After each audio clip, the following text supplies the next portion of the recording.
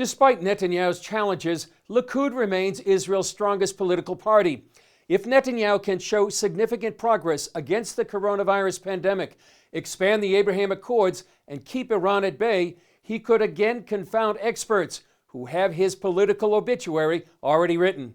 The fractured political landscape, however, makes predicting this election's outcome extremely difficult. Israeli Prime Minister Netanyahu has made a bold move that some say could anger President-elect Joe Biden days before his inauguration. CBN Middle East correspondent Julie Stahl has that story. The move in question? Prime Minister Netanyahu's authorization to build hundreds of housing units in Judea and Samaria. It's important to understand that now we are entering a more difficult time with President Biden, who will soon be coming into office.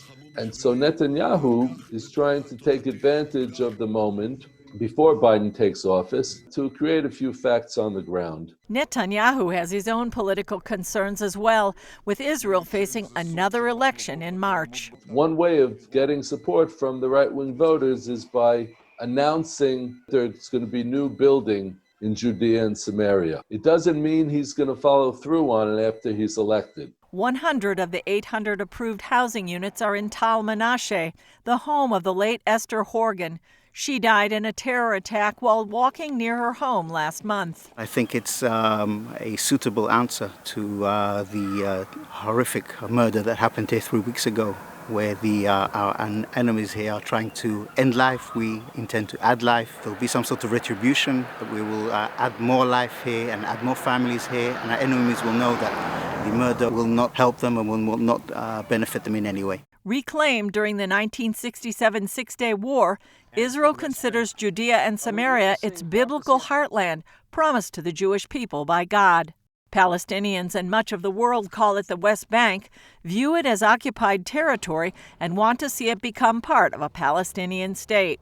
David Rubin, former Shiloh mayor and author of Trump and the Jews, said Trump has been very good for Israel.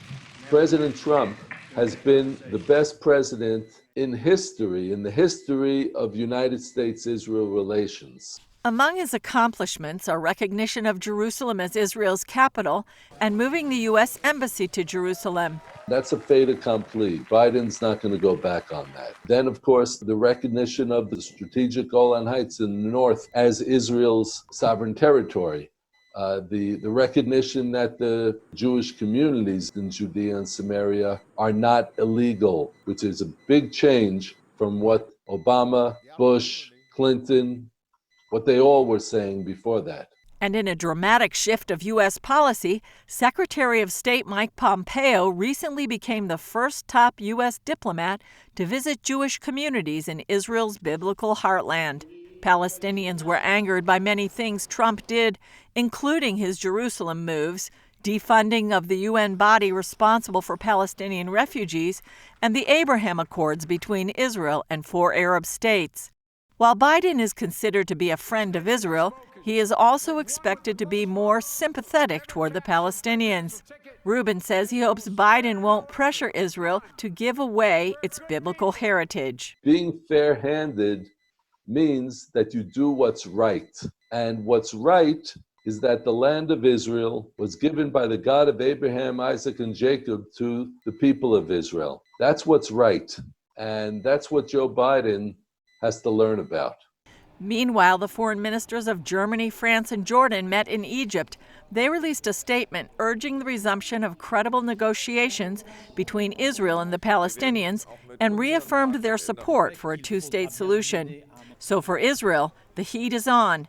Some fear the favor Israel had with Washington during the last 4 years is likely to be replaced by pressure the Jewish state felt before Trump took office.